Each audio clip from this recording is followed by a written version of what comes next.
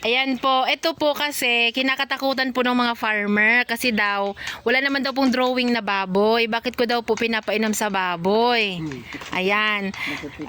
Yan po, yung organic full harvest natin kasi good bacteria yan o probiotics. Ngayon po nagkataon, tayo po ay nagkita dito at nais ko po kayong ma-interview patungkol naman po sa pagpainom ninyo sa baboy dito sa nasabing product. Ano po yung naging experience, Kagawad? Okay naman. Kaya ako ay isang bisis kumuha na ay. Ay, pero isang kilo. Oo, isang kilo.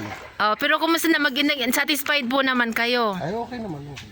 Ay, yung timbang po ninyo, umabot po ng Ako yata yung una kung ay umabot ng may mahigit 100. mahigit 100. Nag-average ng 90 siya lahat. Wow! Oh, wow. At yung karne, saan nyo po bininta? Ay, ako yung pagkamin siya sa palengke. O kaya may nabili sa akin dito pag yung damihan sa...